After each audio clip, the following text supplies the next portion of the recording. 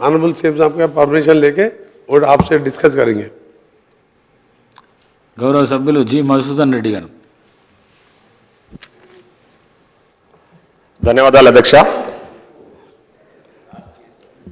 మా దేవరకద్ర నియోజకవర్గానికి సంబంధించి అధ్యక్ష, ముఖ్యంగా విద్యా వైద్యానికి సంబంధించి గతంలో పూర్తిగా నిర్లక్ష్యానికి గురైంది.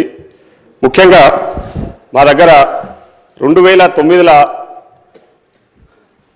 మాజీ ముఖ్యమంత్రి గారు కేసీఆర్ గారు మా దగ్గర ఎంపీగా పోటీ చేసినప్పుడు నా సొంత మండలంలో అధ్యక్ష చిన్న చింతకొండ మండలంలో 2009లో జూనియర్ కాలేజ్ ఏర్పాటు చేశామని ఆ రోజు ప్రామిస్ చేసింది అధ్యక్ష. కానీ గత 10 సంవత్సరాలుగా మా దగ్గర జూనియర్ కాలేజ్ ఏర్పాటు చేయలేదు. అదేవిధంగా దేవరకద్ర నియోజకవర్గంలో అధ్యక్ష ఎక్కడ కూడా ఒక దగ్గర డిగ్రీ కాలేజ్ లేదు అధ్యక్ష. అదేవిధంగా వైద్యానికి సంబంధించి మా దగ్గర ఒక్క దగ్గర కూడా మెరుగైన వైద్యశాల లేదు.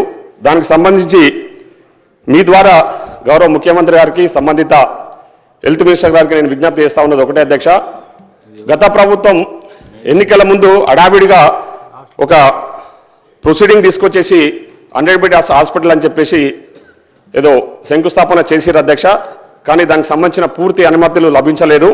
మీ ద్వారా ఈరోజు గౌరవ ముఖ్యమంత్రి గారిని అదేవిధంగా గౌరవ హెల్త్ మినిస్టర్ గారిని రిక్వెస్ట్ చేస్తా ఉన్నా. మా దగ్గర ముఖ్యంగా ఒక డిగ్రీ కాలేజు తక్షణమే అవసరం ఉంది. అదేవిధంగా హెల్త్కు సంబంధించి ఒక 100 బెడ్ హాస్పిటల్ దేవరకద్ర హెడ్ క్వార్టర్లో, అదేవిధంగా ఒక 50 బెడ్ హాస్పిటల్ కొత్తకోట, ఎందుకంటే కొత్తకోట చాలా పెద్ద పట్టణం అధ్యక్ష, అది ఒక మున్సిపాలిటీ కేంద్రము.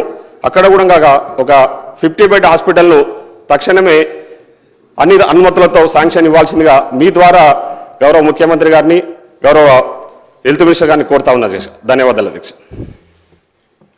గౌరవ సభ్యులు చెప్పింది నోట్ చేసుకున్నాం అధ్యక్ష. 2009లో అనౌన్స్ చేసిన కాలం ఎందుకు రాలేదు, దానికి సంబంధిత గౌరవ ముఖ్యమంత్రి గారు నా శాఖ మంత్రి గారు కాబట్టి వారికి చెప్పడం చెప్తుంది. ఇంకోటి ఈ హాస్పిటల్ విషయంలో కూడా 100 బెడ్ హాస్పిటల్ విషయంలో కానీ కొత్తకోటలో 50 బెడ్ హాస్పిటల్ కూడా నోట్ చేసుకున్నాం అధ్యక్ష. తప్పకుండా చర్యలు చేపడతాం. గౌరవ పల్లా రాజేశ్వర రెడ్డి గారు. అధ్యక్ష ధన్యవాదాలు.